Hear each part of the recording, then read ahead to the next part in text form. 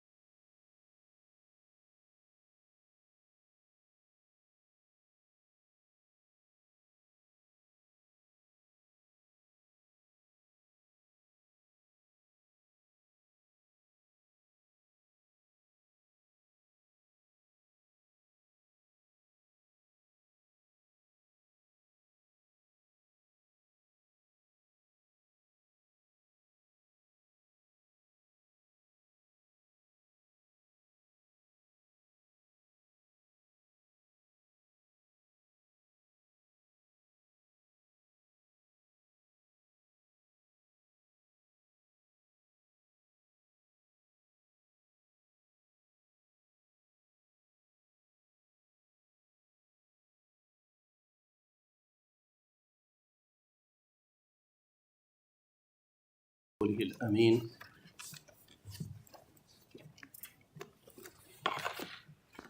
اللهم لا سهل إلا ما جعلته سهلا وأنت تجعل الحزن إذا شئت سهلا.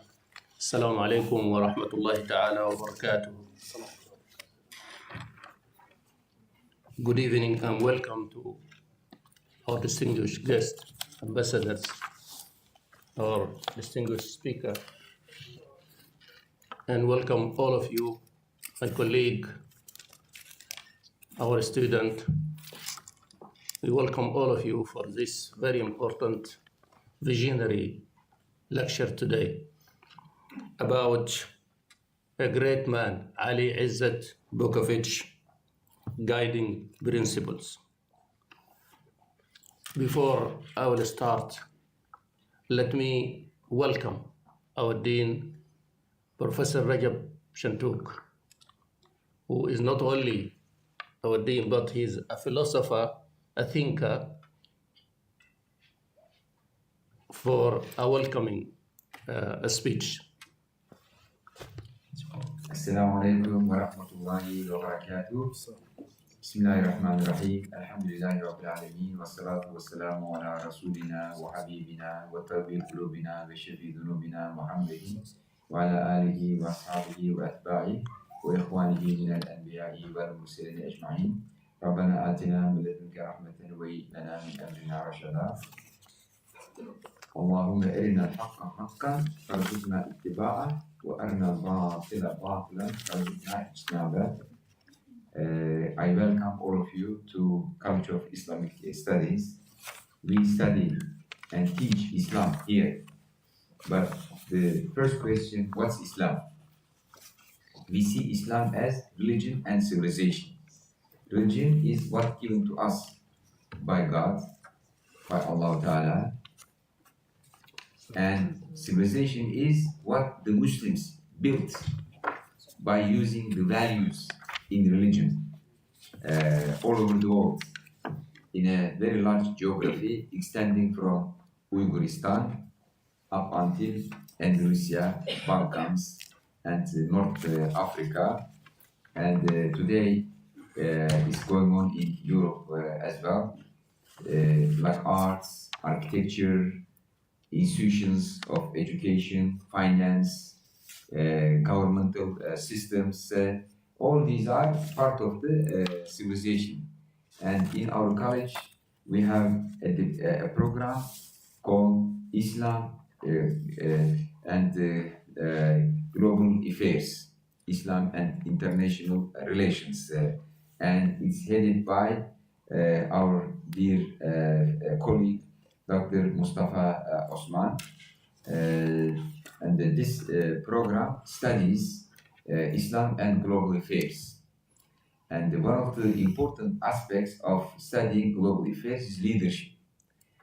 So we started a series of talks on visionary leaders in the world, ethical leaders in the world, who left a good legacy behind them.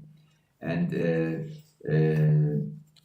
so we started first with a South African leader.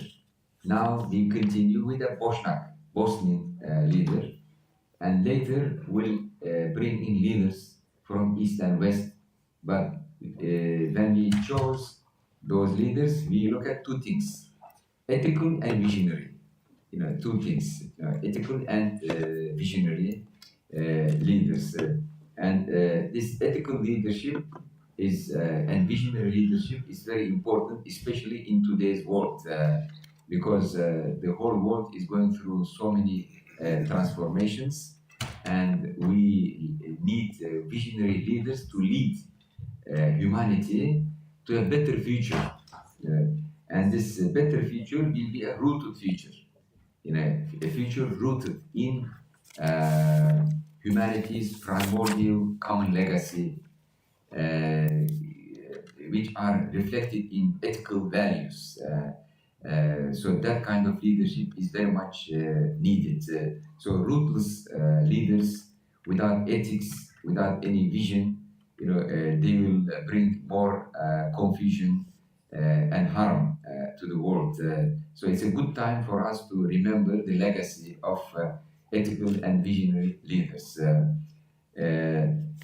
For me, Alija Izetbegović is a thinker, philosopher, more than a political leader, because this is how I came across with him for the first time. It was during 80s. A publishing house called me. They said, we have a book for you to review. And at that time, I was a young student, but I was involved in writing and translating and reviewing the books. So I reviewed the book, and I was so impressed by the translation. It was a direct translation by a Bosniak intellectual who lived in Istanbul. He translated that book, and this was a big shock for me. How can a Bosniak who lived under like a Yugoslav communist regime, reach to this level of thinking in prison? Like he did not do PhD, Elamin, he did not study with sheikhs, and then he reached to this level. But maybe this was his advantage. He was free from university education, alhamdulillah. He was not brainwashed in the university, and he was free from those sheikhs. His thinking was not corrupted by their superficial and narrow approach to Islam. So what I had perceived first as a disadvantage, perhaps was his advantage, to be in prison. And prison, as you know, is a school. In Islamic tradition, we call prison Madrasa Yusufiyya, Joseph's school. And actually, when I was at Columbia University with other students, we established a student organization. We used to go to Rikers Island prison, to have dialogue and help the prisoners there. And we called our activity Joseph School, Madrasa Yusufiyya, and we won the best civil student organization in New York City. We got the reward from New York municipality because of our work. So in our tradition, prison is not a place for punishment. It's a place for rehabilitation. And sometimes people go to prison because they are slandered, accused, for no reason, and or because of the oppression. So he was there not for any criminal reason, but because of his ideological oppression, because of his ideas. And Allah Ta'ala turned prison into a madrasa, a school for him. And Allah Ta'ala taught him that. Because in the Quran, Allah Ta'ala says, فَاتَّقُوا اللَّهَ فَيُعَلِّمْكُمُ اللَّهُ. If you show righteousness, piety, love of God, respect to God, Allah will teach you. So I said, this guy, Allah taught him in prison. Like if he had studied in like leading universities in the world, he wouldn't reach to this level of thinking. And this book, Islam Between East and West, was published during the early 80s in Turkish translation, and then many other translations emerged in Turkish. Then later it was translated to English also. I think it's a must for every Muslim young person to read that book. I really benefited in my own thinking from this book. And this book is Islam Between East and West, but don't be misled by the title. He's not talking about geographical East and West. He's talking about two types of thinking, which represents two ends of a false dichotomy. And Islam is in the middle. And this was very instrumental for me in developing my own thinking of multiplexity. Bringing the good aspects of the two extremes, which is presented as a dichotomy, which is a false dichotomy, and the false binary, this Marathi or multi-layered thinking. I don't want to go into details of it, but those who are interested, we can talk about it. It's a way to free ourselves from East and West, from the false dichotomies and false binaries. So this was very influential in my own intellectual journey. For me, Alija Izetbegović is a philosopher king. He's a philosopher king. He's a philosopher ruler. Combined this depthness in his thinking, and also proved that he's committed, to his ideas. He doesn't talk about things just for philosophy. So he demonstrated with his own life that he's a righteous person, sincere, in his ideas, and this kind of sincerity is something lacking in our world today. People just talk, discourse, meta discourse, like empty words. Like especially politics means talk what you don't believe in, promise what you are going to keep. But so this kind of righteous leadership is very important. And let me conclude with one anecdote. One of my friends told me he visited Alija Izetbegović. He was in deathbed, and he said, "May Allah give you long life." And Alija Izetbegović called him and whispered to his ear. He said, "I long for the other worlds."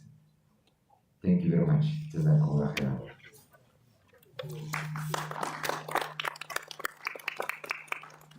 Thank you very much, Professor Rajab. Now, in line with our program, Visionary Leaders, today we will reflect on the timeless leadership principles of Alija Izetbegović.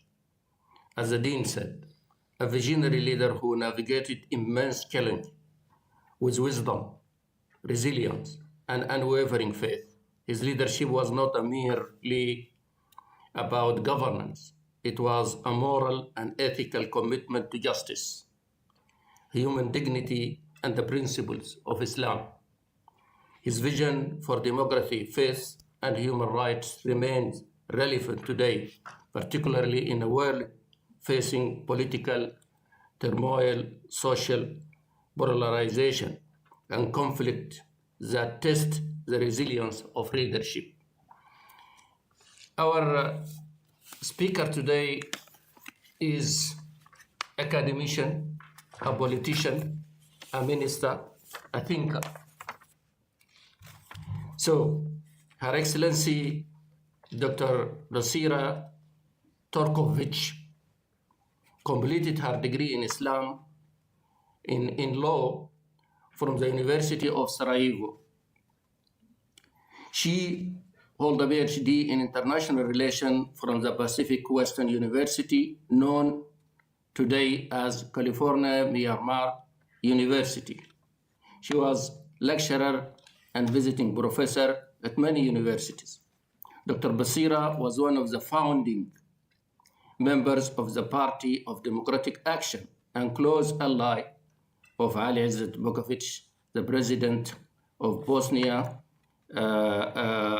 She was ambassador of Bosnia at many capitals, Croatia, Hungary, Organization of European Security and Cooperation in Vienna. She was also ambassador to the United States, Brazil, Mexico, Belgium, Luxembourg, and Qatar. Dr. Bisera was Deputy Prime Minister and Minister of Foreign Affairs of Bosnia. Dr. Bisera, the floor is yours. You have from 40 to 45 minutes. Thank you very much, Dr. Mustafa.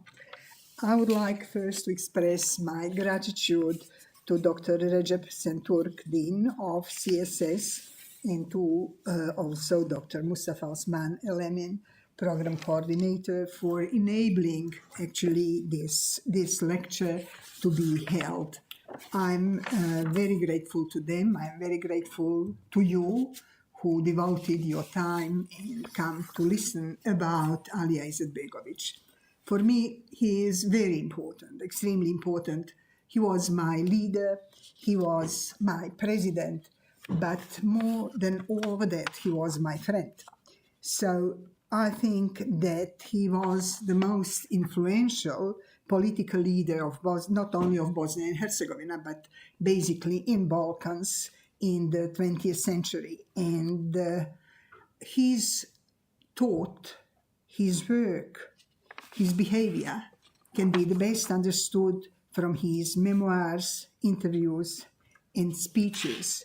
So in order to start and actually to follow his thought, I would like to read the poem he wrote and which very much reflect the way he was thinking.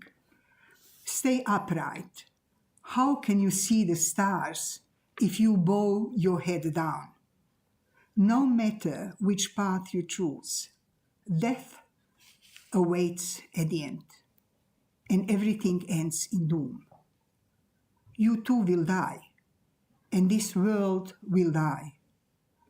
So stay upright.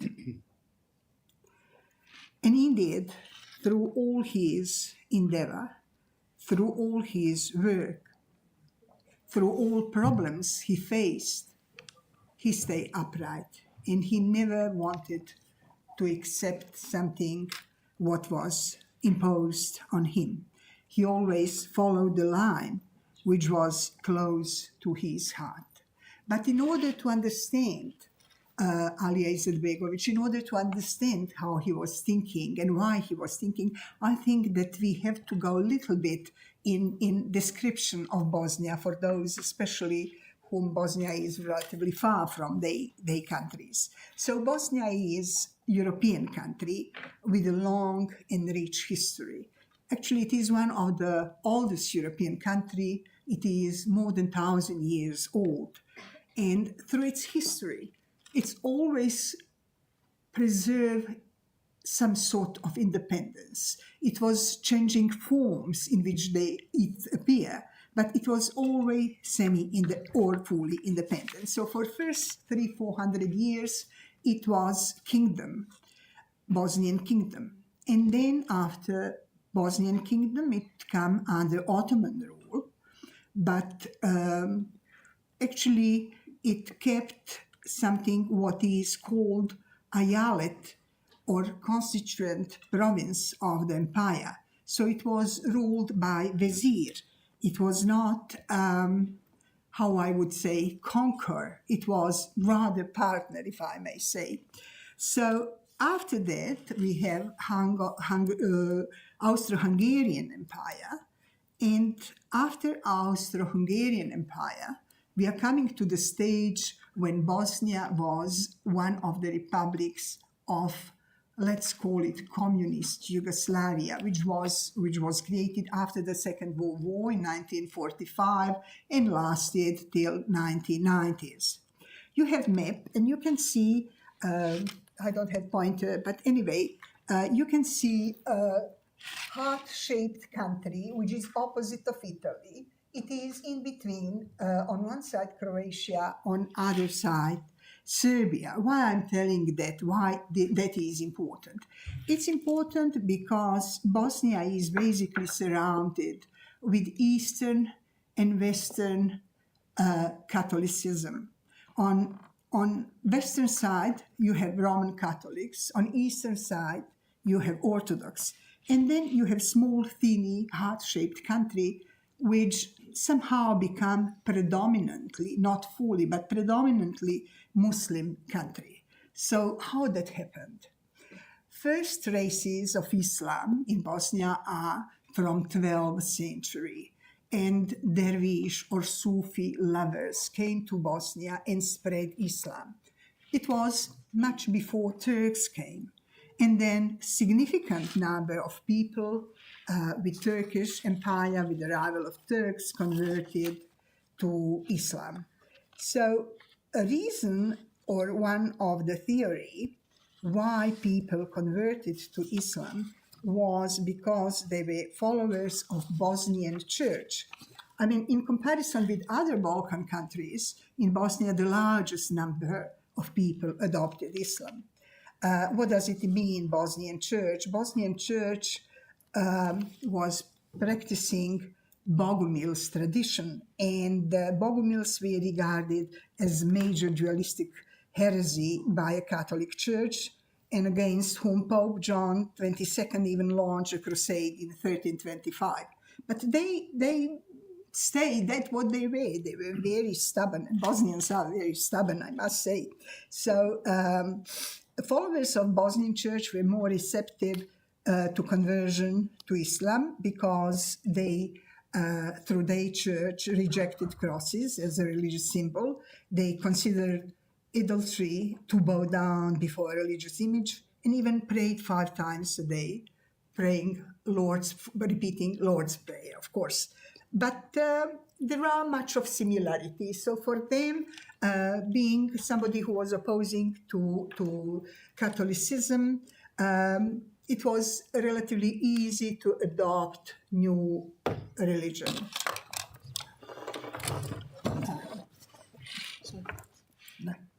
No problems. So we have then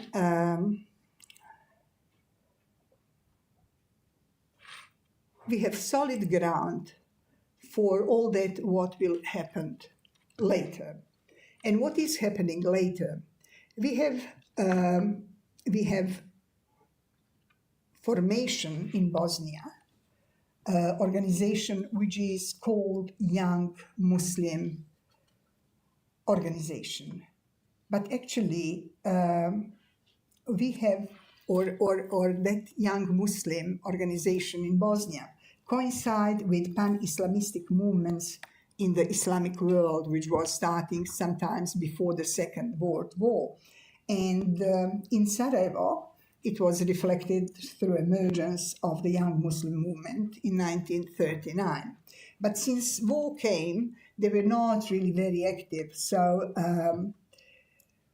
they basically used to meet to discuss about their perception of Islam. They discuss about dissatisfaction with ulema or Muslim leaders in the country, and they organize forums in which they increase their knowledge. So they would give tasks to one of them to prepare lessons, and then other ones would discuss about that lesson, and it was a process of learning. So after the war came, and after the war, they continue with their activities. That activity was not quite welcome because we are coming in the period, that last one which I mentioned, when Bosnia became part of People's Republic of Yugoslavia. So it was one of 6 republics, and it was hit the most by communism. All other countries are, all other republics, all other 5 of other republics, they had certain restrictions. But restrictions in Bosnia were the worse. Why? Because suddenly new government closed educational institutions, which were called mekteb, religious school in Bosnia and Herzegovina. And also they closed different organization, different humanitarian organization. Freedom of expression was restricted. Dressing code was restricted. So there are many changes which are happening suddenly.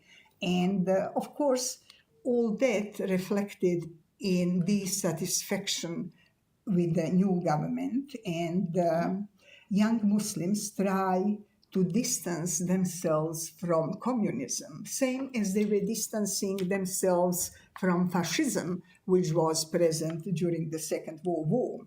So third element which was present with young Muslim was, and Dean mentioned that, partially discussing or describing Alia's perception about Islam, they did not share with the traditional ulema the view of Islam as largely confined to rituals.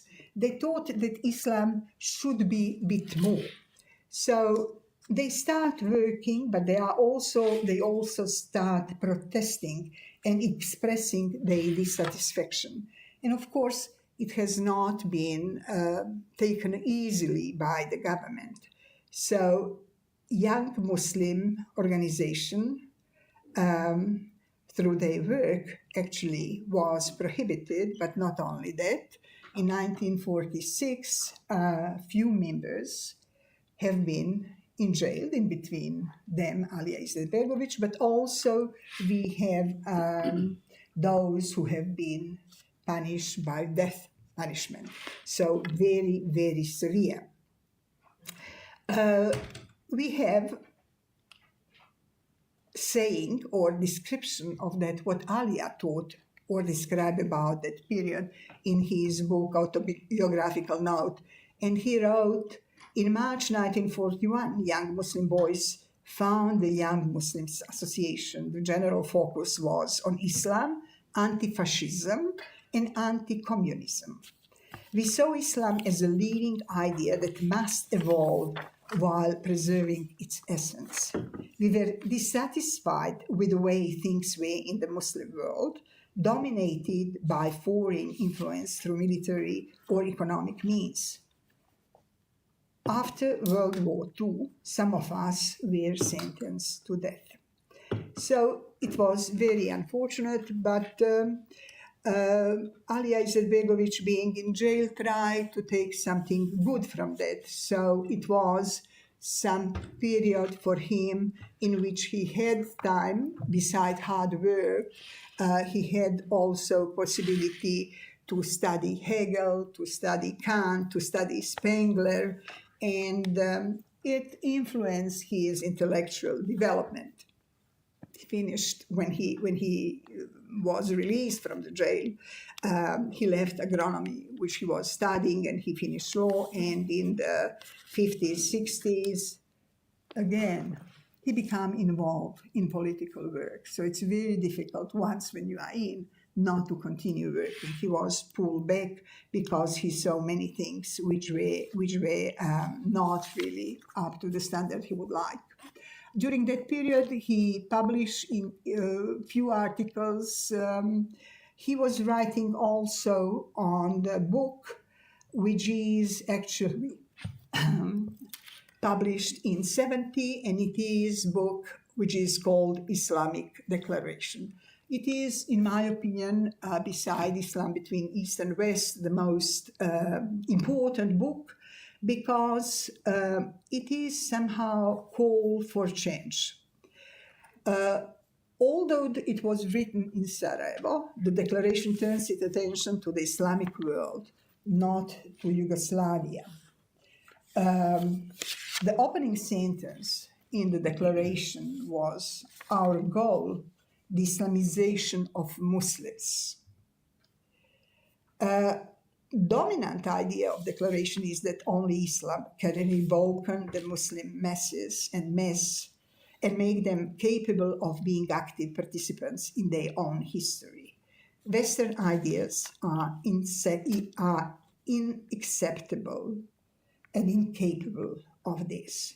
So, unfortunately, you can't see on the screen. I try to put quotes in red color so that you know, and it's the reason why I'm reading them, so that you know that it is something what Alija was saying, and it was not my or somebody else's comment. Anyway,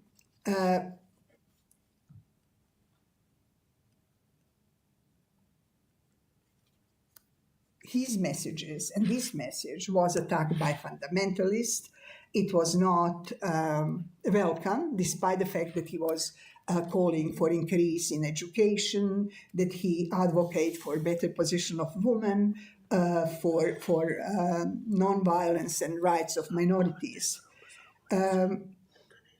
declaration was not welcome in the West as well. As he wrote, the declaration was received in the West with considerable reservation, in my view, his view. They could not forgive the fact that it placed Islam at the heart of the solution. So after that declaration being published, not in large number, in small number, and distributed rather through the houses and through the friends, he was arrested. He and a group of intellectuals were arrested and accused of separatism and Islamic fundamentalism, and they were sent in prison.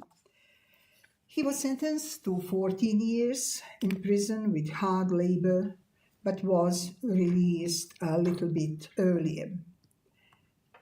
It was accusation without real proof. They invited few hundred witnesses. They take people and ask them to sign the documents, and all that was quite severe. I wrote about that in my book, and I said, I was called in for informative conversation because I was also one of the witnesses. Those informative conversations were conducted in an ugly and unpleasant way. The telephone on my work desk in my office would suddenly ring, and an unknown person would order me to come to the police station within 1 hour, and sometimes even less than that. There was no excuse for previously arranged obligation that would be a good reason to postpone the questioning. The length of the conversation was not affected by the fact that I have 3 children or that they are in schools, that nobody has to pick them up from the school, and so on and so on. So you have to come, and you did not know when you are going to be released. And basically, they put extreme pressure. They were changing interrogators, and they were putting extreme pressure to sign the documents, to sign the statement, which was already pre-arranged. And some people, they tried to oppose, but they couldn't oppose. Some of them signed in order to go home. Some of them were threatened. Anyway, that was basis for judgment. This Islamic declaration, and you saw what Alija wrote about it, and also basis was false accusation. So by being in jail, he did again something good. In 1946, he wrote Islam Between East and West. In 1946, after his first arrest. And then he lost that writing. So his sister hid it. And once when he was again in jail, he finished that writing, and finally it was published in 1984 in the United States. So actually, Alija thought that it is main reason for being put in jail with such a long sentence, and not Islamic declaration, which is, it's on the table. It's one teeny manifesto. Of course, it is manifesto which has very, very deep knowledge, but it is not something that should present such a threat to the Bosnia, because it was mainly analyzing situation in different states, Islamic states. So he was discussing the role of Islam in politics. One of the central arguments I'm talking about Islamic declaration is that Islam values should influence political governance. He envisioned a political system in which Islam ethics and principles guide the legal and social order. And then he goes on, he was talking about revival of Islamic identity. He was critical of modernity, which is bluntly accepted. He was not against modernity, but modernity which is analytically accepted with impact of Islam. he also urges Muslims to find their own path distinct from Western ideals while also engaging with modernity on their own terms. He discussed concept of jihad, and through interrogation, everybody was asked about jihad, because there are totally misunderstanding of that. Actually, he never discussed about jihad in military sense. He refers to jihad as the struggle for justice, struggle for righteousness, and the defense of Islamic values against corruption and injustice. But of course, it has not been accepted that way. So he served his sentence. He was released from the jail a bit earlier than it was initially thought that he is going to be.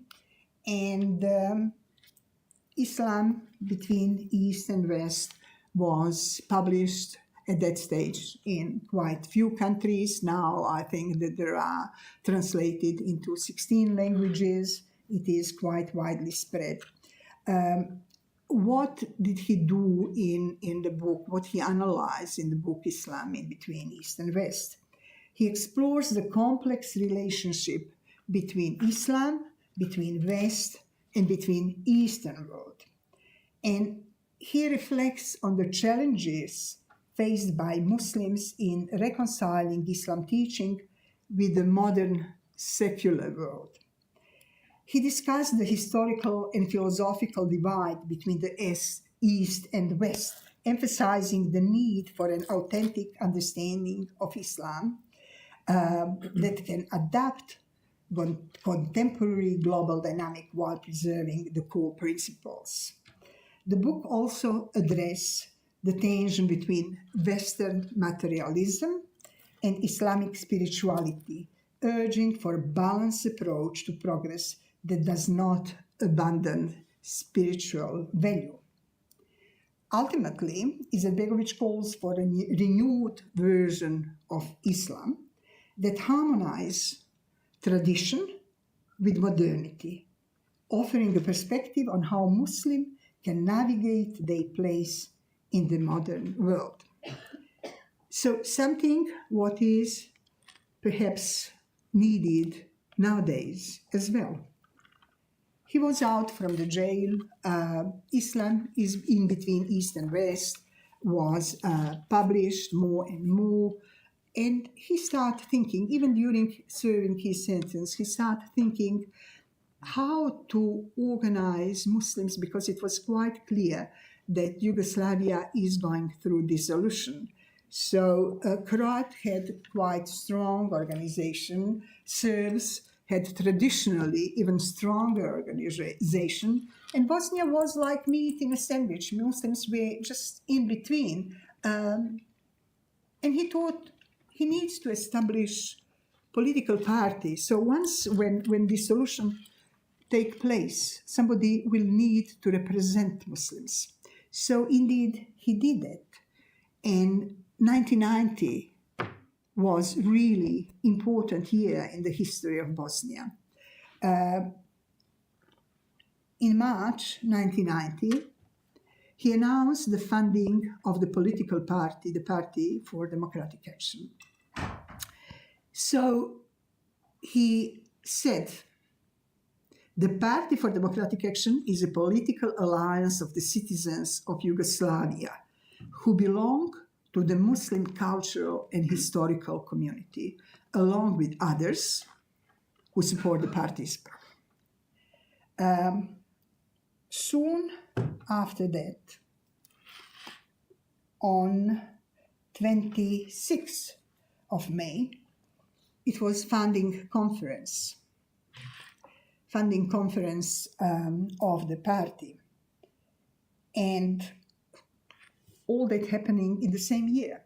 So we have March, we have announcement. Then May, we have funding conference. December, we have elections which were taking place same year. I'm talking about same year, which were taking place in Bosnia and Herzegovina as a republic of former Yugoslavia. So at that elections, first democratic elections, still in Yugoslavia, his party got a huge number of votes, and he formed a coalition with the representative of Serbs, representative of Croats, and he was elected to be a chairman of presidency. When we are talking about Bosnia, we are talking now about 1991, census was organized, and according to that census, 43% of population were Muslims, 31% were Serbs, Orthodox, and 17% were Catholics, Roman Catholics.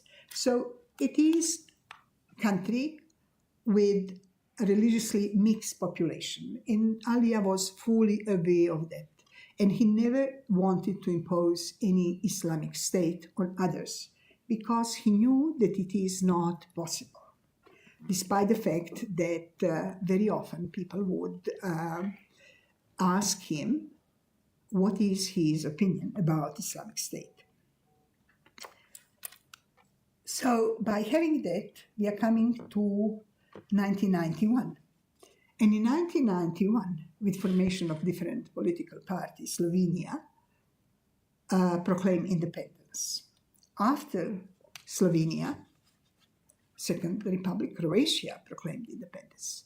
So now we had Bosnia, and Bosnian leader, Bosnian representative, had to decide either to stay in something what was now new Yugoslavia, predominantly Serbian Yugoslavia, or to opt for independence. So Bosnians, headed by Alija Izetbegović, they passed the resolution in 1992, in January 1992, on the sovereignty of Bosnia and Herzegovina.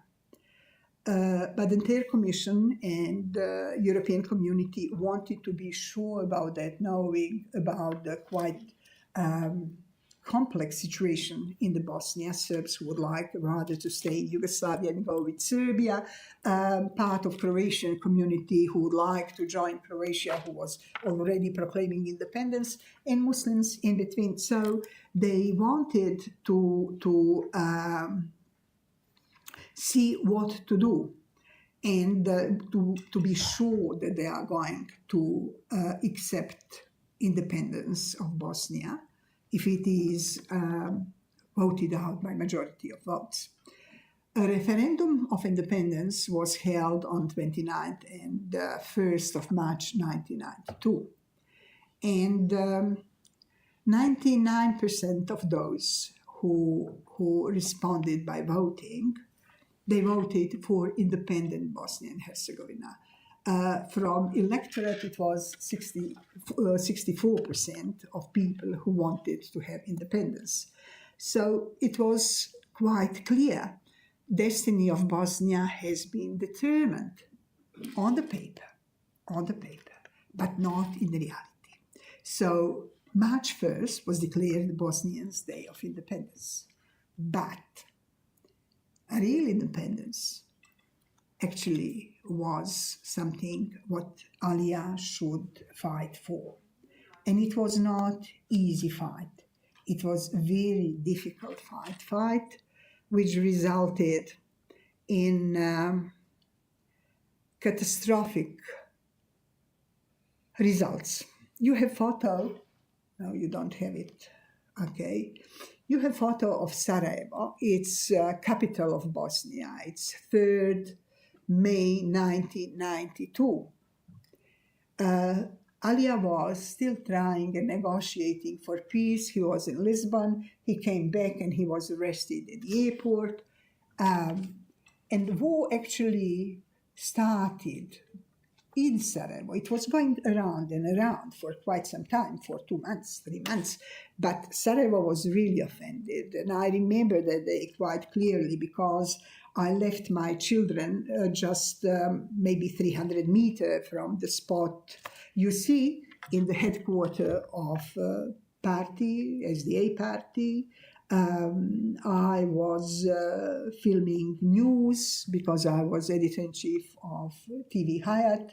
So I went to film the news, and my older son was in our apartment.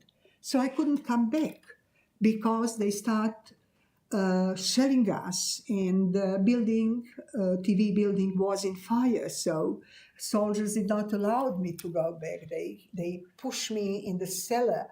I was very concerned what's going to happen with Alia because he was basically arrested at the airport. We all were very concerned. But then you cannot even share that concern because you are pushing some cellar and you don't know what's going on. You don't know what's going on with your children, with your family, with your friends. You don't know what's going on with the president. As I said, arrest started a little bit before. And you see one of the camps. It is Camp Ternopolje, which is close to Prijedor. It is just one of them. There are quite few, Kereter, Omarska, quite concentration camp, which were in vicinity of Prijedor. Actually, what was aim in that camp? In first few months, 30,000 of people went through. Many of them were tortured, raped, killed. So while all that was happening, they wanted to clean that part. Actually, they want to clean all that what was under the control of Serbian population, to expel them out, and they spread fear by killing. And it is enough to kill few, and then the rest are leaving area. And I think it is something what we can recognize nowadays in different countries, but the same tactic.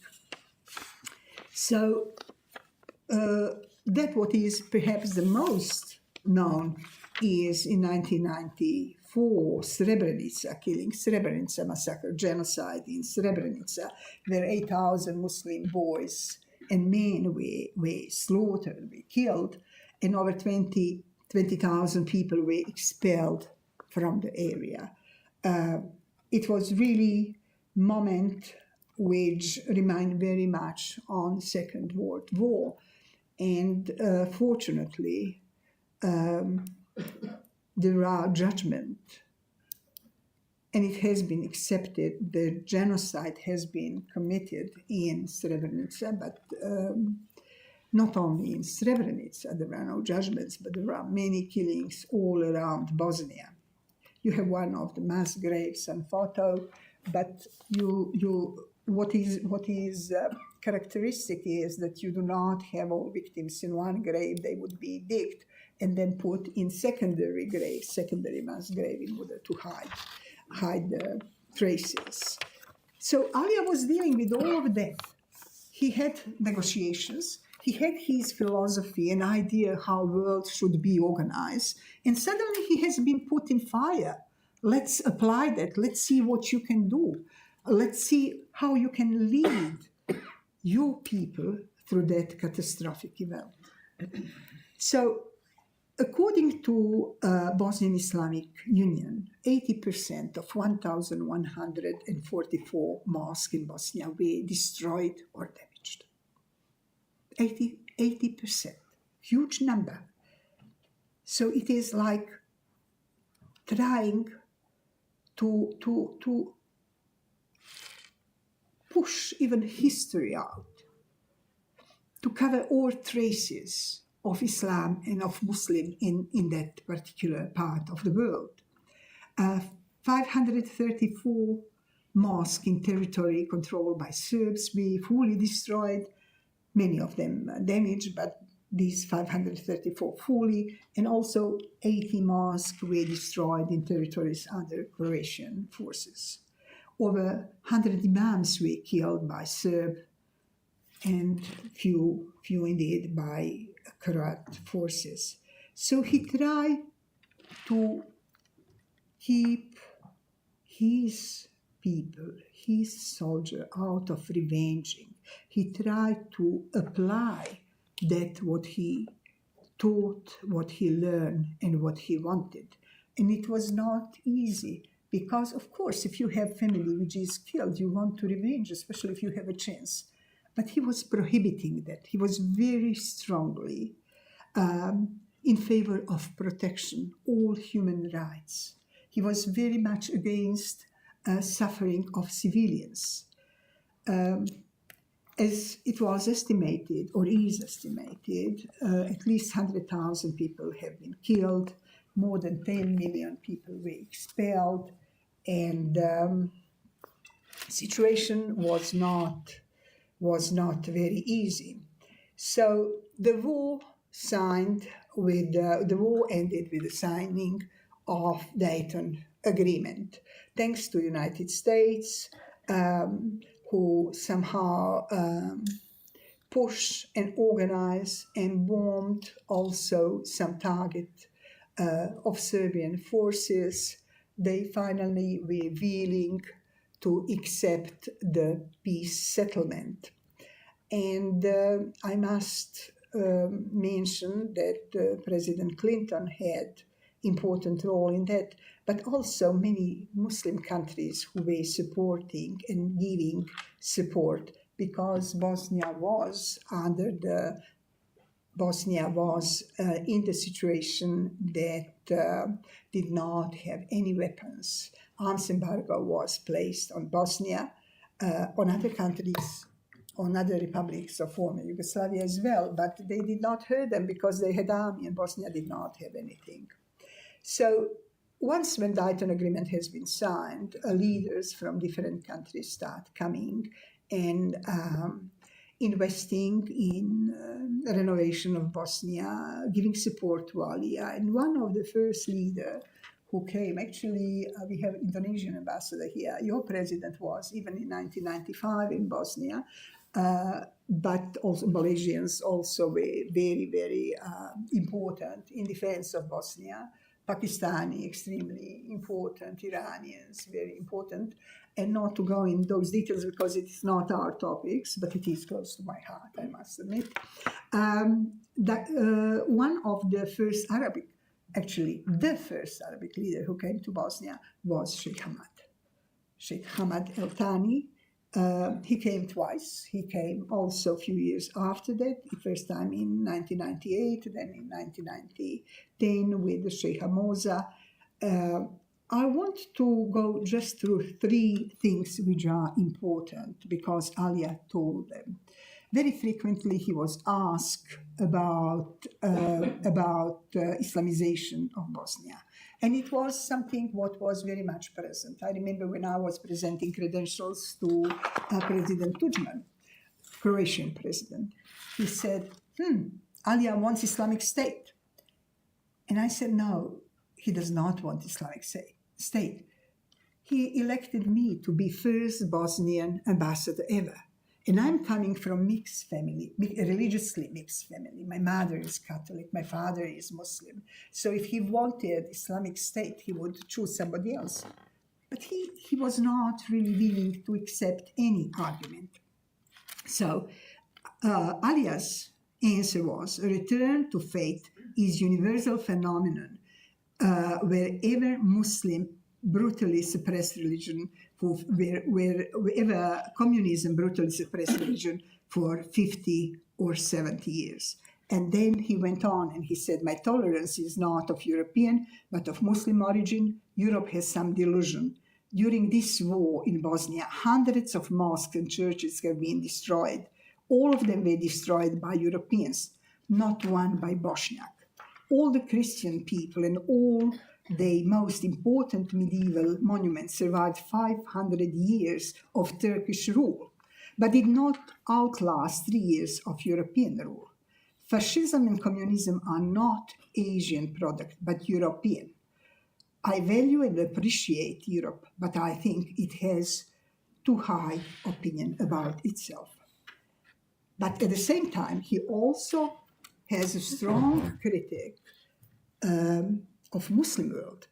So at the conference, OIC conference in Tehran in 1997, he said, illiteracy among women in almost all Muslim countries is inadmissibly high. Women represent half of the human race. Uneducated women cannot bring up a generation that will lead our nation into the 21st century. Forgive me, for I will be open. Nice lies do not help, but sore throats could be a cure. The West is not corrupted and degenerated. The West is not rotten. It is strong, educated, and organized. Their schools are better than ours, and their cities are cleaner than ours. The level of human rights in the West is higher, and social care for the poor and less able better organized. Westerns are more often responsible and accurate people. These are my experience with them. I know as well the dark side of their progress, and I'm not letting them out of my sight. Islam is the best. This is the truth. But we are not the best. Those two are different things, and we always switch them. Instead of hating the West, we should compete with them. Did not the Quran order us to do so? Strive to achieve the virtue of deeds. With the help of religion and science, we can create the power we need, and it goes on and on.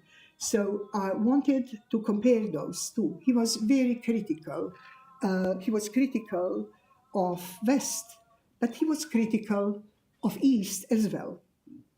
He advocated, and I'm finishing because I hear Azan, Izetbegović advocated for the modern form of Islam combined with democratic values. He envisioned Bosnia as multi-ethnic state where Bosniak, Croats, and Serbs could coexist in peace.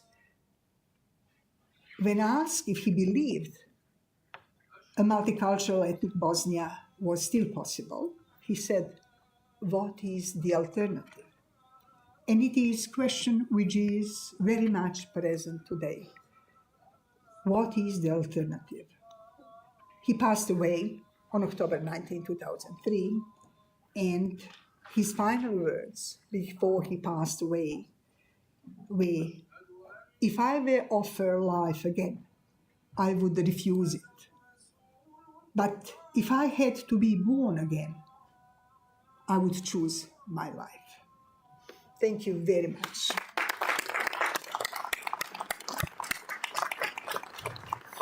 Thank you very much, Minister Bisera, for this very deep session about a great man, Alija Izetbegović. Inshallah, we will pray after we finish, but if anyone want to go, of course, to join the Jama'ah, it's up to him, but all of us, inshallah, will continue, and then after we finish, we'll pray Jama'ah, inshallah. So, yeah, according to our protocol, we will start first by commentators, and then we'll open it for the floor, and then we'll give Minister Bisera to comment if you want to comment anything, and then finally we'll conclude by a short word from our Dean. So let us start, in fact, by someone who knows Alija Izetbegović very well, coming from South Africa. Bisera Turković, I hope I mentioned it right. It's okay. He's a senior research fellow, African-Asian dialogue, a thought leader in African-Asia relationship. Mr. Turković research examine global governance, media narratives, and socio-political dynamics. You have 5 minutes. I know that it is. This one. This is for the Short, live for all of us, it's Yeah. very short. Can I put it down? Or must I hold it? You help me. It's okay. I'll cover the phone.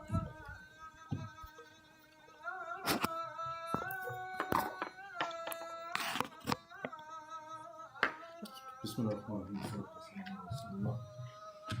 wa rahmatullahi wa barakatuh. Now, where do I start with such an excellent presentation? Thank you very much for reminding us of what actually happened. for some of us who are following the Bosnian politics closely, it kind of opens very old wounds.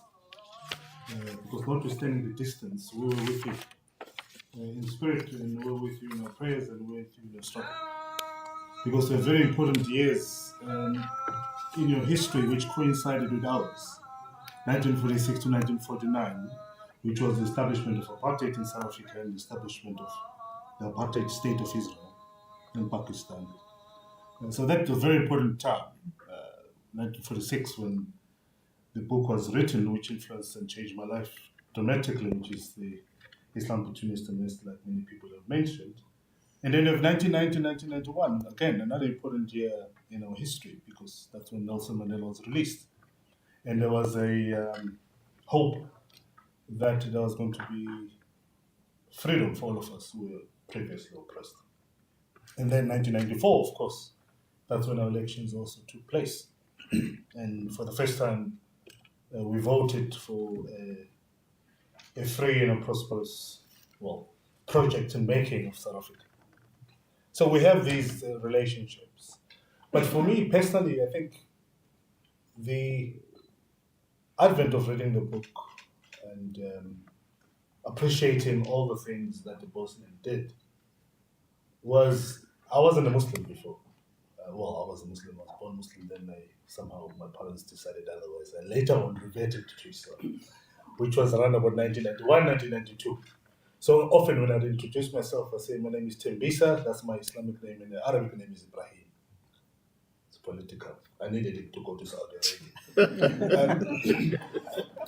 And this is very important for me because,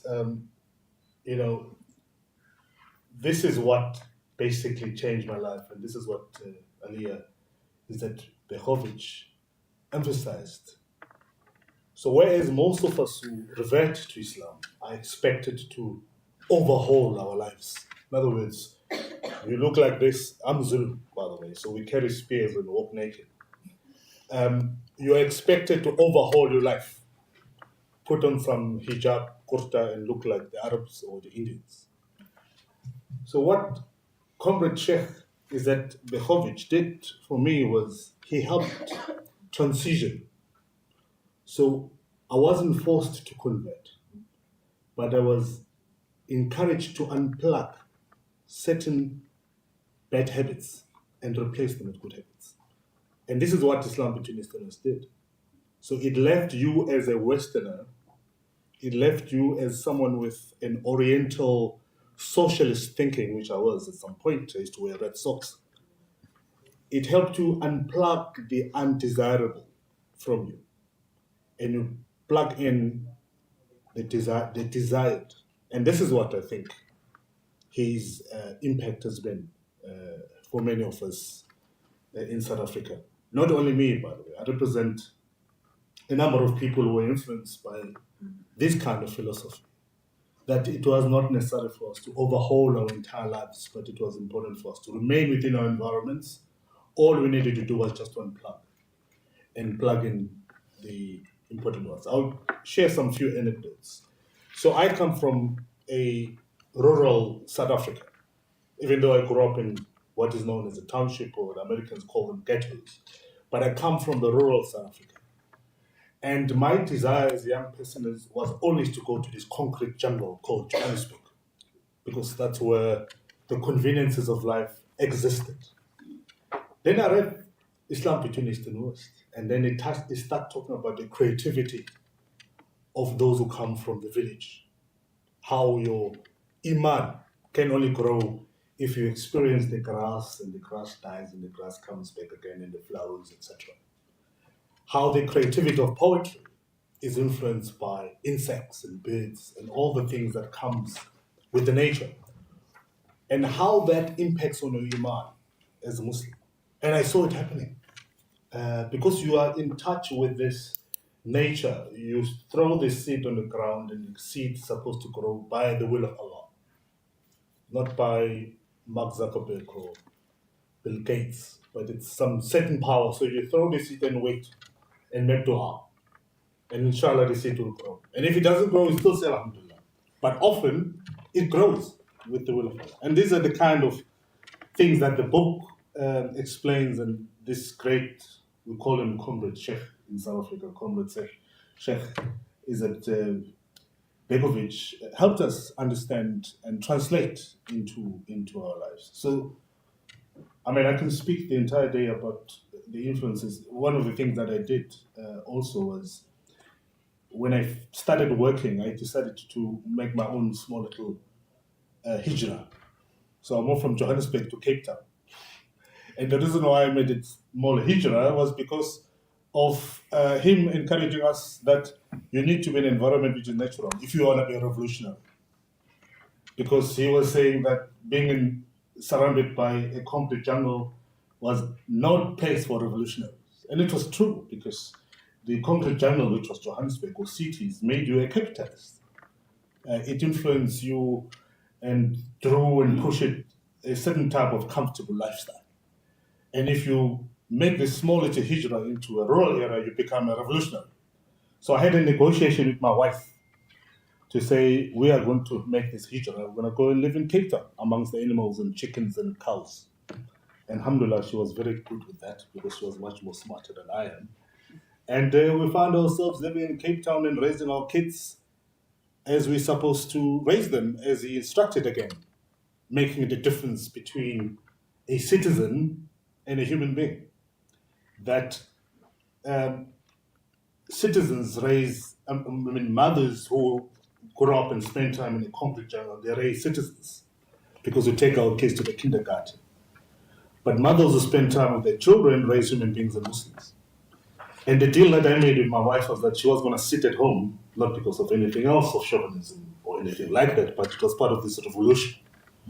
That she was going to sit at home and raise the Muslims and raise the human beings that my kids later on became. Not very impressed by that, but anyway, they became good people. And these are the inspirations that I got from Sheikh Comrade Izetbegović.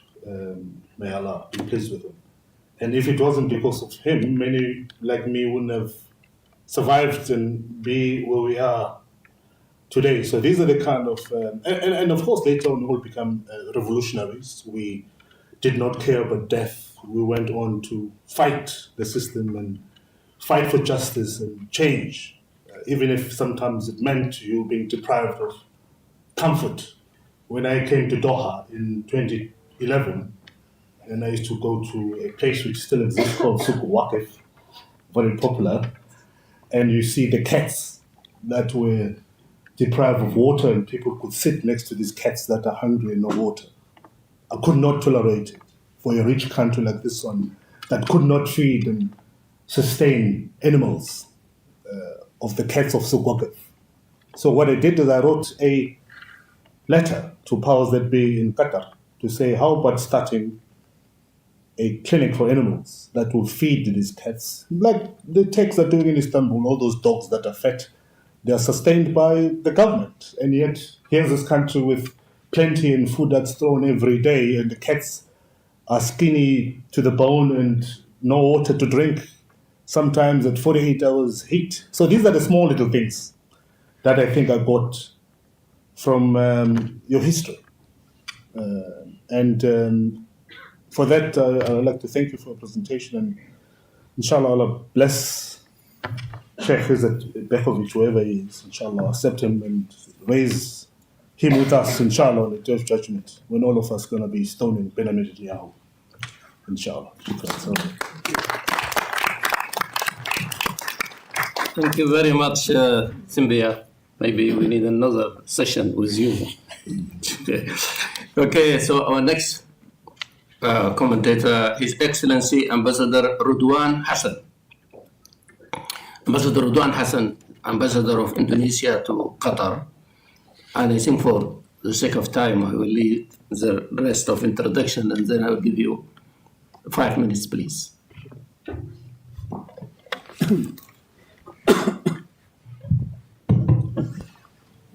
Thank you very much. Bismillahirrahmanirrahim. Assalamualaikum warahmatullahi wabarakatuh. A very good evening to all of us. Inshallah, we are all in good health and blessed by God Almighty. For me, this is really a great honor to be invited in this occasion.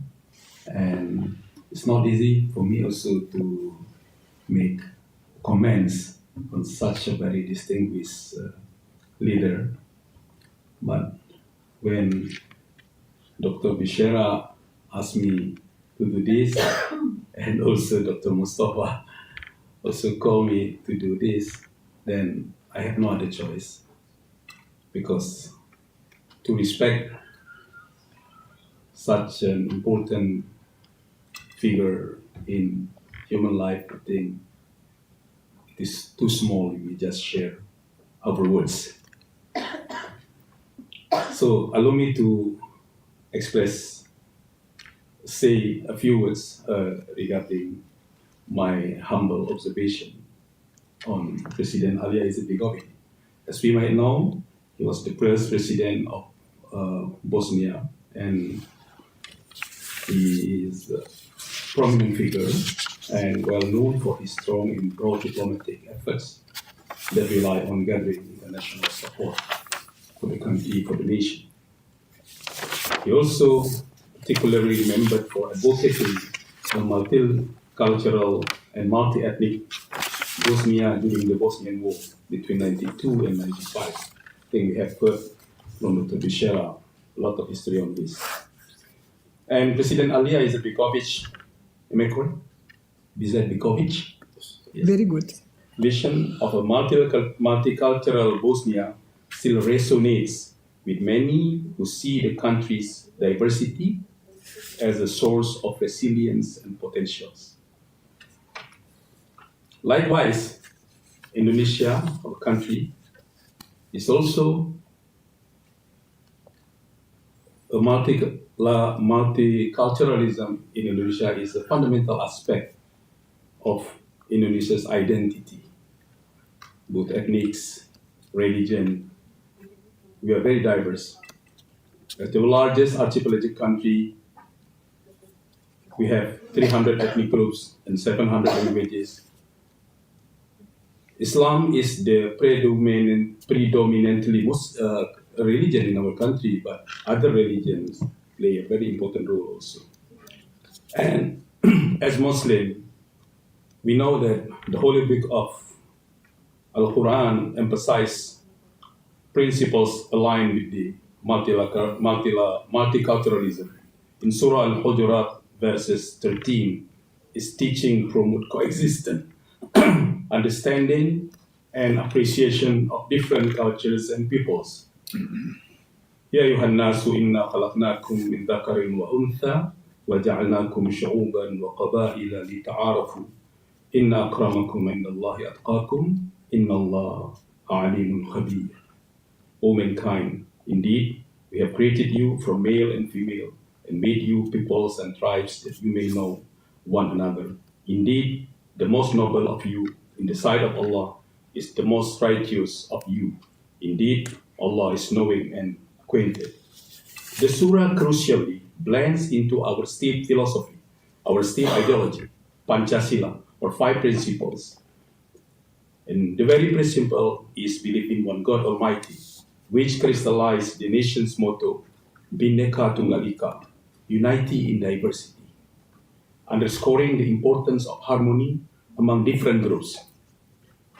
Indonesia, as part of the non-aligned movement, also a member of the UN, and the supporter of the global Islamic solidarity, play an important role, as Dr. Bisera mentioned, in raising awareness about the suffering of Bosnian Muslims. Under President Alija's leadership and Indonesia's independent and active foreign policy, both countries have strengthened the fundamental basis for the establishment of our diplomatic relation in 1994. On March 95, our former President Suharto, met with President Alija Izetbegović as a symbol of Indonesia's diplomatic priorities and seriousness in supporting Bosnia and Herzegovina.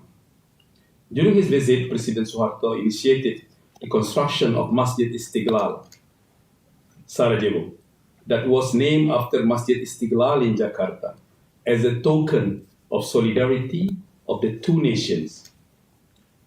Istiqlal is the symbol of independence. The masjid then inaugurated by President Megawati Soekarno Putri in 2002. For Indonesia, holding the meeting with President Alija Izetbegović is in line with the principles of non-aligned movement. It was also highlighted Indonesia's support for the oppressed and respect for the victims of genocide. The good relation between Indonesia and Bosnia and Herzegovina during that period were also seen in the involvement and activeness of the two countries in the OIC, Organization of the Islamic Cooperation. The OIC is one of the President Alija Izetbegović diplomatic media in raising awareness of OIC member countries regarding the situation of war and oppression occurring in Bosnia. And in 2004, Indonesia and Bosnia and Herzegovina have entered its 30 years of diplomatic ties, brotherhood ties between the two countries. And one of this support effort was reflected when Indonesia voted for the adoption of the UN resolution of the genocide tragedy in Srebrenica at the UN General Assembly in May 2024. At the end of Inescapable Question, his autobiography, as you also mentioned, I think this is a very important word. President Izetbegović wrote, "If I were offered life again, I would refuse it. But if I had to be born again, I would choose my previous life." This statement reflects a deep sense of a desire to relive the moments and reaffirm the struggles that define his existence. His legacy is widely regarded as a symbol of Bosnia's resilience and the fight for independence. And he always remember President Izetbegović's life was marked with his commitment to justice, faith, and the survival of his people. Thank you very much. Thank you very much, Ambassador Hassan. Then from Indonesia to Malaysia, Ambassador Faisal Razali from Malaysia, Ambassador of Malaysia to Qatar. So without further delay, Ambassador Faisal, you have 5 minutes. Thank you, Dr. Mustafa. Bismillahirrahmanirrahim. Assalamualaikum warahmatullahi wabarakatuh. Excellency Dr. Bisera Turković, Professor Suntuk, Excellencies, esteemed colleague. My comment, I will try to cover my comment very brief. I will cover what is the Malaysia's perspective regard to Almarhum Alija Izetbegović. Later, what are the challenges that we see that he has to endure, at least during 3 phases, which is pre-war, during the war, and post-war. And later, what are the lessons that we can learn from him? Okay. I think from the Malaysian perspective, Almarhum is it's a true statement. He's a very great leader. He was also a supreme commander during the war, and also a dynamic, and also has a very worldview of Islam as well as the West. I mean, he doesn't really focus truly as Islamic, but set the balance between East and West. I think that is what transpired in his writing with Islam between East and also West. He has undergone very much tremendous challenges in 3 phases, as I mentioned, pre-war. As you can see, as you have mentioned, correctly mentioned, during war, it was under the socialist regime, under the socialist system. There was very limited public space for expression of views, and as such, as was mentioned, he has been imprisoned, and of course, under very strict state security mechanism. So it is through this challenge that he managed to maneuver and come up with a constitution for Bosnia, which truly reflects that even though you're under confinement, your mind, your thinking is still liberated, and you can still work and continue to produce, good work. That was during the pre-war period. And as you mentioned, May 1992, I think the war started. Serbia was shelling Bosnia, 800 bombs every day. And the people were undergoing very tremendous challenges. It was basically genocide going on. And indeed, it was during that time, it was a live genocide. It has been done. You can watch the video on YouTube. It's all there. Bosnia also was undergoing quite tremendous challenges in terms of facing an expansionist regime, Greater Serbia. Bosnia was also under embargo. Weapons did not come to Bosnia. And of course, we see the lacking in terms of UN Security Council indecisiveness in terms of determining what will be the fate of Bosnia. So these are the challenges that Almarhum had to undergo during the period of the war. And for us in Malaysia, we see Bosnia as a victim, actually. Victim of an international hypocrisy trying to suppress the Muslim, trying to suppress the new nation. That will be during the war, and now let's go into post-war. As you have mentioned, Bosnia is actually a pluralistic society. It is very much undergoing reconstruction. It has to undergo tremendous reconstruction effort.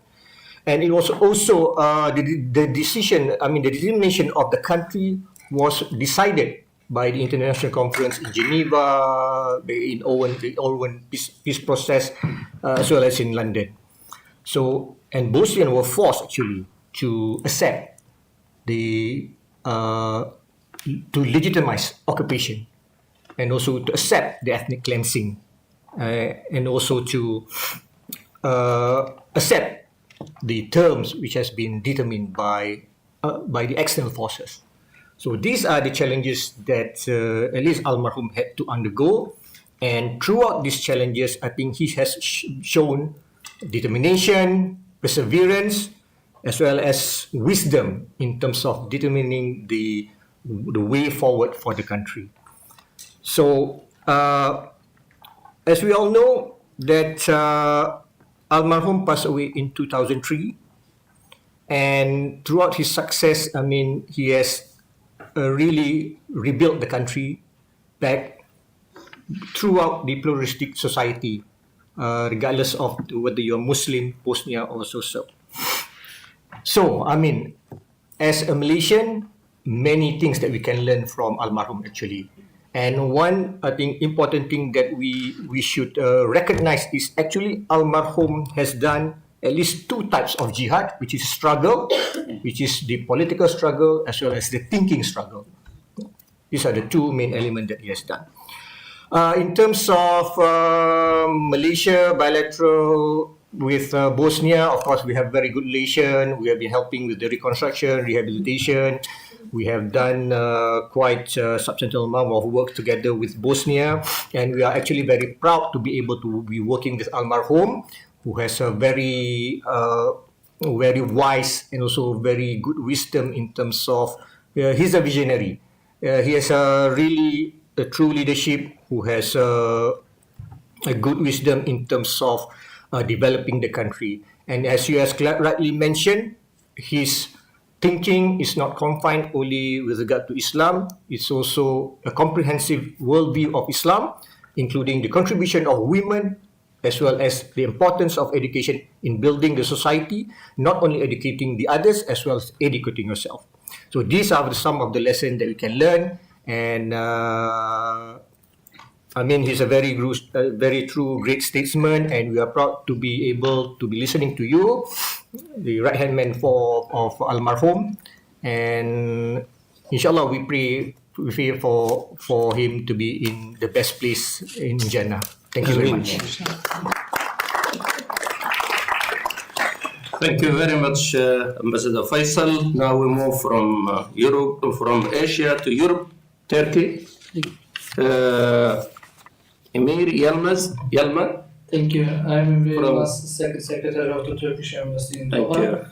Thank you very much, Mr. Mustafa. Your Excellency, Dr. Bisera Turković, Your Excellencies and representatives of different countries, esteemed members of Hamad bin Khalifa University, ladies and gentlemen.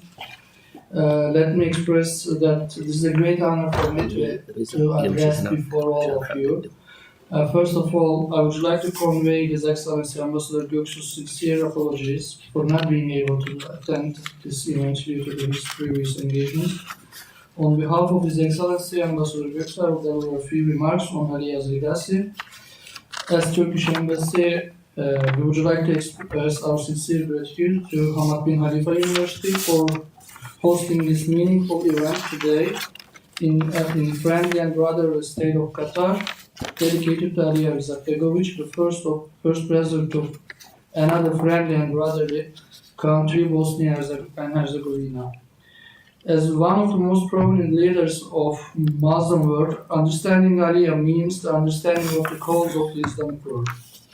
Alija was a brave soldier on the battlefield and great thinker and philosopher who emerged from the spiritual environment of the Balkan region, and he was a national hero who led his nation to the independence. Alija, with his ideas and actions, was an inspirational, wise leader to all Muslims indeed. For Alija, Islam was another name for everything beautiful and noble. In fact, despite the oppression the Bosnian people suffered in front of the whole world, he never sought revenge.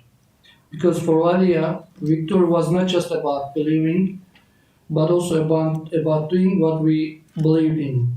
With his following remarks of, if we become the oppressor, there will be no point in fighting against oppression. He represents a true Muslim leader.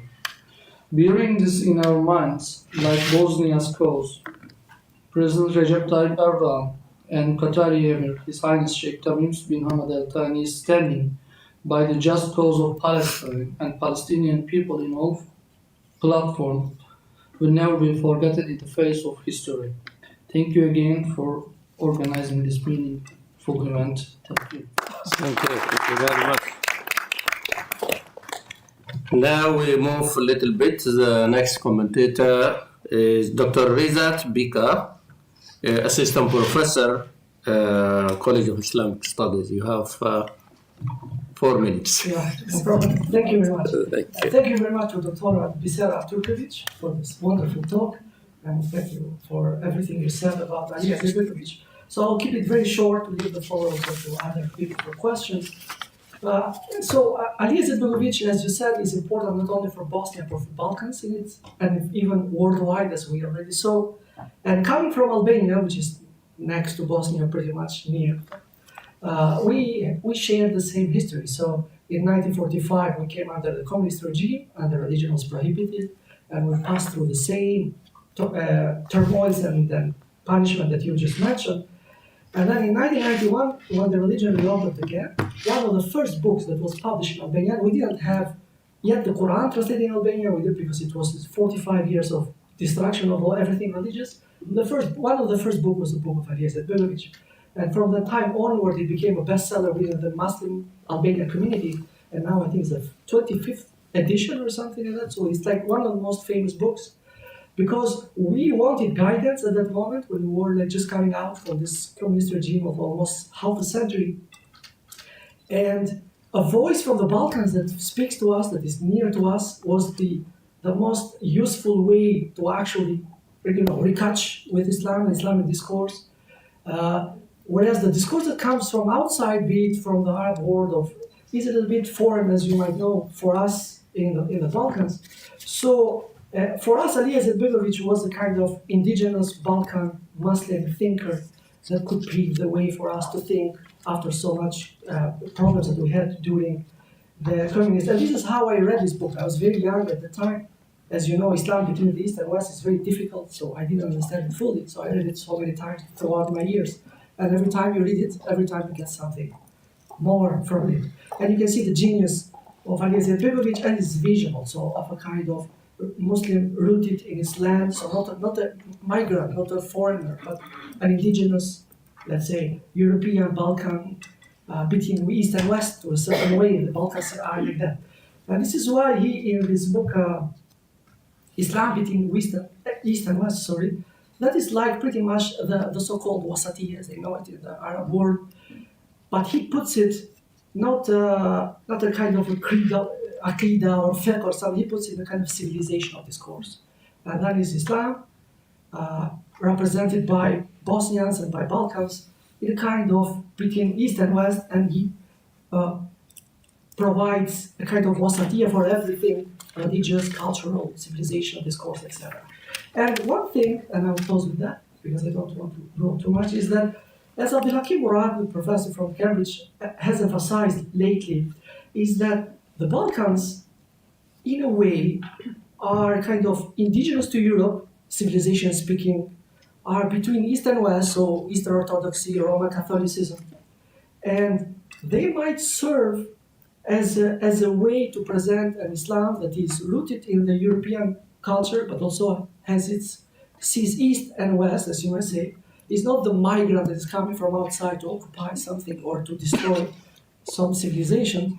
And he emphasized the fact that the Balkans of Muslims, so Muslim of Balkans, have been left aside in the global Islamic discourse, where they should be actually at the center of it, because that might serve as a concrete embodiment of a rich history of Islam in a place in which both cultures and both civilizations converge, and they can serve as a way to live as fully Muslims in Europe, in outside Europe, but especially in the Western discourse. So thank you very much for all. Then the second commentator is one of our master student in our program, Islam and Global Affairs, Hussein Bahri. Welcome. Yes, Assalamu alaikum. Not much left to me after this very inspiring speech, but also I just want to share my personal story about Aliyah and give some of my insights and ideas. As Dr. Razak mentioned, Islam and West, between West and East, is also a very popular book in Turkey, and it is part of reading list of each Muslim social scientist, young, passionate social scientist of Turkey. I thought about it, the reasons behind it. I realized that there are two main reasons lies behind this phenomenon. Firstly, I feel that coming from Turkey, a country that has empire background and very diverse backgrounds and diverse in terms of ethnicity and worldview, Aliyah himself is a unifying symbol and idol, because he represents somehow a fair war and just war. He is a justful leader, and what he conducted was fair and for his country. So even during the war, some Turkish nationalists coming from Kemalist background, they visit trenches, they visit Aliyah, and they visit trenches because they thought that what he was doing was rightful and fair. Secondly, as Dr. Rajab mentioned, he is known as philosophical king. We mostly, because of the modern ideology, we mostly tend to think between dichotomies. It's true for considering some leadership as well. So we mostly tend to think that one leader might have some theoretical background or practical background. So one might be very good at theory, thinking ideas, or might have good commanding skills. But when it comes to Aliyah, as we discussed before, he is a philosophical king. He was the man of trenches, guns, and at the same time he was a man of ideas and theories. Thank you very much for this inspiring event. So finally, in my list is Assistant Professor Dr. Abdul Fattah Muhammad Saeed, who is a faculty member and is a supervisor in our program. 5 minutes. Okay. First of all, thank you very much, really, for this opportunity to basically listen to you, Your Excellency, and to your encounters with a Muslim global leader. That's how we see Alija, basically. Someone that probably in the early 90s, when some Bosnian people coming to Saudi Arabia, where I was living there at that time, we were listening to the speeches given by them. And of course, they were telling us what was happening, the massacres and the genocide and all these kind of crimes against humanity that we have seen in Gaza. Already we have seen it in these years, basically. And of course, that opens up our minds as a fresh graduate from the university in 1992. What's going on? What's happening to those Muslims, and why what's going on is going on? And at the same time, we remember that there were people who are even going to carrying guns and basically, making jihad, if I may, traveling from many places, basically to help the Muslim brothers and sisters to what they are really facing. At that time, of course, we were young and we became interested about Alija. And this man is from a place that was under the communist ruling for quite a long time. And he's coming with these kind of ideas. Of course, at that time, his work was not translated to Arabic, it was either in English or, as my colleague mentioned, maybe in some languages, which is probably not. But what probably came to my mind is like, in the early 2000s when I was living in Europe, I felt the resonance of this leader in terms of his impact on Muslims, European Muslims. And even the identity of European Muslim, I believe Alija Izetbegović has contributed to basically this identity of justice and faith. And even if you ask some people who were working earlier, say early 70s in the UK, in the interfaith dialogue, they know that when religion is mentioned, it is either Judaism or Christianity. Islam wasn't there. And I believe Alija Izetbegović, with his struggle, as Ambassador of Malaysia mentioned here, he had a struggle which is not only a political struggle, it is as well a thinking struggle, an intellectual struggle. And that was his positioning, Alija Izetbegović, that his struggle was a global struggle. It's a struggle that everyone can come and join, basically, as long as they are ethical leaders, they are like, people who know what is ethics and the position of ethics, especially at that juncture, you can say, of the humanity, history of humanity. And I believe as well political correctness somehow in some of European countries, like, as it was mentioned, like multiculturalism, for example. We have heard about multiculturalism in Europe in the mid-90s all the way. Diversity, for example. The faith agenda in parts of Europe, of course not in it. And I think Alija Izetbegović has contributed to position Islam among the struggling ideas, which is when religion is mentioned, it's Christianity, Judaism, or materialism and communism, basically. So he brought up this third way to be positioned, basically, in these. And I think what is required with those kind of global leaders, also for Arabs as well, is to really have these stories of those leaders and to be narrated to children, so that this kind of generational, basically, stories goes from, one time to another time. As the colleague here was mentioning, how he impacted him. And he's all the way from Africa. And as well the ambassadors from Indonesia, from Turkey, from Malaysia, they were mentioning the impacts, the different impacts of how Alija Izetbegović have done, basically.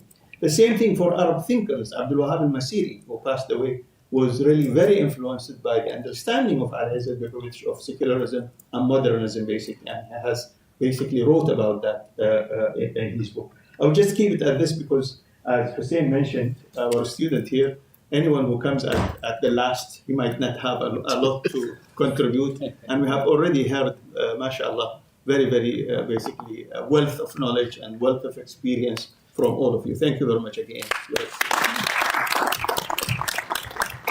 Thank you very much. We'll give two very quick before I will. Yes, please. Jazakallah khair. Thank you very much, everyone, especially Dr. Bisera. I have 2 quick points. First of all, actually, not one of my points. I really recommend reading his autobiography. Fantastic book with a lot of really interesting insights, beautiful reflections. One of them that sticks with me is when he talks about being woken by his mum for Fajr when he was a child and walking to the mosque and praying Fajr in the mosque and remembering the sights and the sounds there. Thank you. So I guess the 2 points, maybe they're quite divergent. The first one is, mashallah, it's really nice to hear so many people grew up knowing about the Shaheed. I think there's a lot of people actually in the Western world, maybe further west than the Balkans, who didn't really know him and haven't really heard enough about him. And given the amount of achievements and the amount of, I guess, potential influence that he can have, I think we need to be doing more to spread the message about the Shaheed Alija Izetbegović. And I think the fact that we've had 2 events here in the college over the last year and a half is a good start. But really, like touching on Dr. Abdel Fattah's point, there needs to be more in terms of storytelling about who this man was and his lessons and what we can learn from his life. And the second point is a bit more brash maybe, but again, going back to his autobiography, he mentions 2 external points that he says saved Bosnia or helped Bosnia save itself. Because obviously Bosnia was primarily saved by the efforts of its people. Thank you. But he mentioned 2 points. Mm-hmm. Number 1, the NATO no-fly zone. And number 2, the arming of the Bosnian people by the OIC. And given the fact that we have some prominent members from the OIC here, mashallah, and we have one prominent member from NATO as well, maybe we need to be a bit braver in how we're thinking about places like Gaza, because had Bosnia had it not been armed, and had it not been protected with a no-fly zone, we probably wouldn't be speaking of a Bosnia anymore. Jazakumullah khair. Thank you very much. I think allow me to give this chance to Dr. Muhammad Al-Shinqiti, who definitely he talked before a lot about Alija Izetbegović, and he read a lot of him. He was busy with another session. Thank you very much, Dr. Mustafa. Thank you, Dean. I'm sorry for missing much of what has been said because I was really busy with something else. Alija Izetbegović for me was always extraordinary, fascinating and inspiring Muslim and inspiring human beings. And a part of that is his vision of Islam as a synthesis, that it's not materialistic, it's not purely materialistic or purely spiritual, but as a synthesis. And I think he presented a great vision of Islam, a great synthesis that need to be understood and deserve to be studied. And that's one of the reasons I always assign his book, Islam Between East and West, to my students of philosophy of religion. Number 2 also is his vision of the Islamic world as a bridge. One of the colleagues talk about the Balkans as a place between the East and West. And I think he also sees the Islamic world as a bridge between East and West. I was also very fascinated with his character as extraordinary brave human beings. And intellectuals usually are not very brave. Philosophers usually are not very brave. Maybe they are brilliant, they are smart, but to be brilliant intellectually, philosophically, to be morally very brave at the same time, this is something we don't find every day, and we don't find everywhere. Of course, he was jailed, he suffered from that. And one of the fascinating quotation that I always remember from his book or his memoir when he was in the prison, when he said in the Arabic translation of the text, يعاني الإنسان في السجن من ضيق في المكان وسعة في الزمان. That the human being when in prison, he suffered from little space and too much time. So it's a double suffering. But I think because of that suffering, we have these extraordinary ideas. He was able to read so much and to write this amazing text. I'm very sorry again for missing this extraordinary event. I wish I'd been here from the beginning. Thank you. Thank you very much for the opportunity. One final. Oh, yes, please. Assalamu alaikum wa rahmatullah. Assalam. Thank you for the insightful talk. I have a very simple question.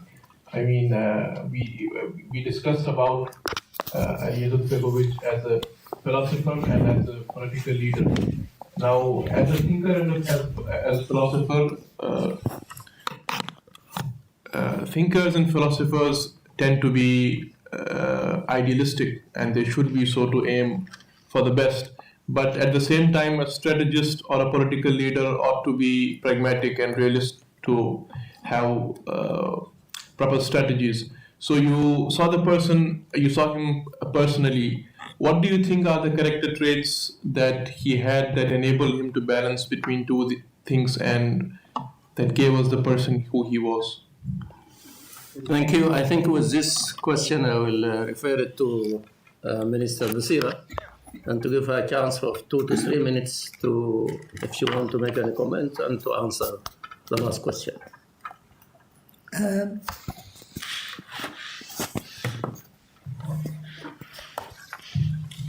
When he was second time sentenced, and when he had the last word to say before issuing sentence, he was asked to say what he has to say, if he has anything. He said, all my life I was fighting for Islam. And then judge said, you cannot give political speech in courtroom. Please. So he rephrased it. They were expecting something else.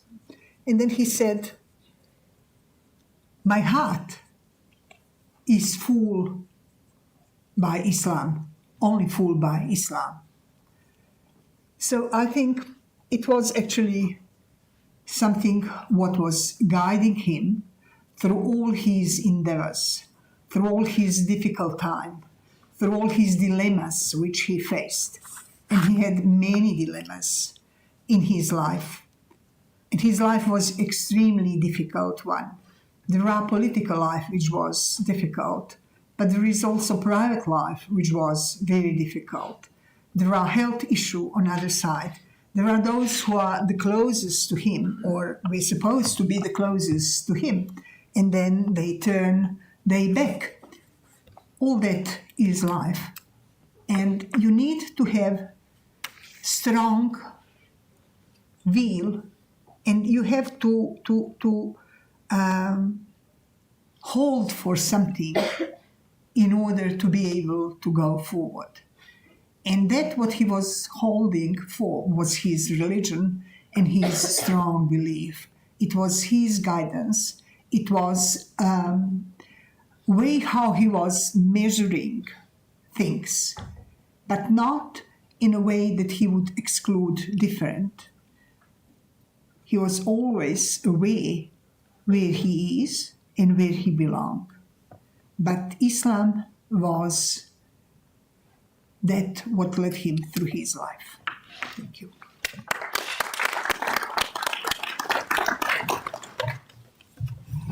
Mr. Rajab. Yeah. I would like to make 2 points at the conclusion. First, who is a good leader? So these discussions, help us, conceptualize and identify and clarify in our minds who is a good leader using concrete examples. I'd like to ask you, what's the common thing between Mandela and Alija Izetbegović? When you look at them, you see that both of them did not seek for revenge. This is great leadership. This is the quality of a great leader. In addition to everything else that was mentioned by other speakers, respecting to the other, even your enemies.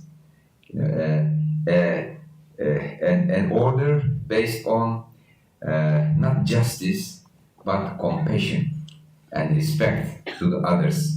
Justice, everyone can do it, but rahma,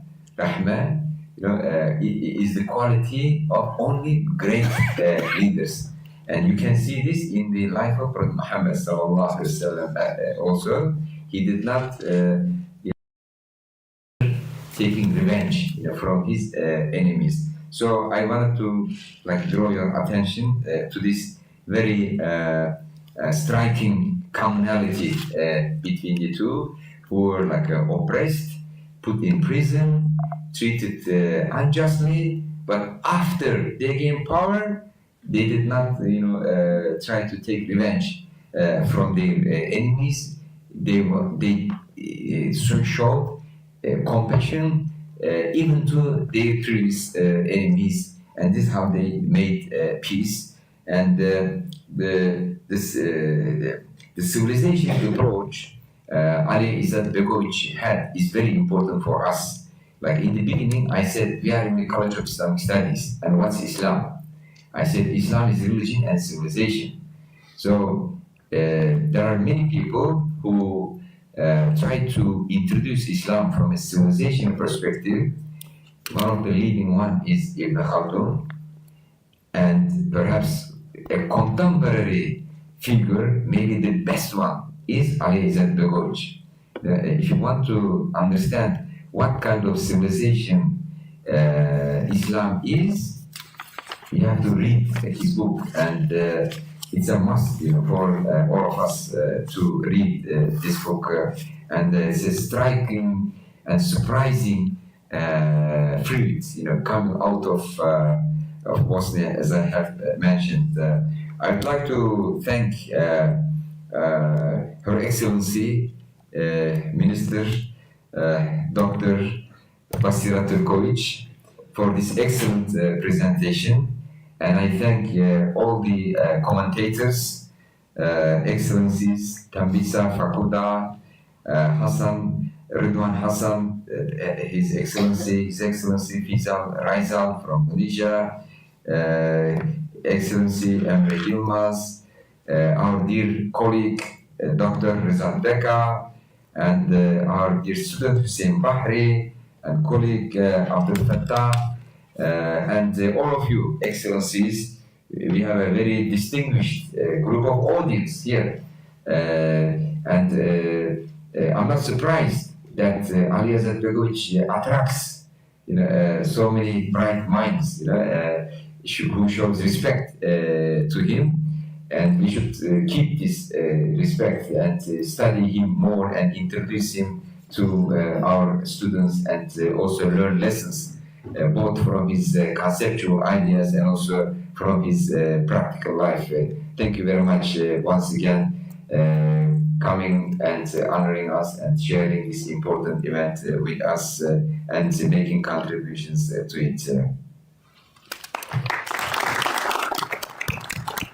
Thank you very much. I hope by this series of sessions that we offer our students practical examples of what we are teaching them in class. Secondly, I would like to thank all of you and to invite you for coffee, tea, snacks, and traditional Bosnian food offered by Dr. Bisera and the Bosnian community here. Please here, and then we will go to pray Isha, inshallah. Thank you very much.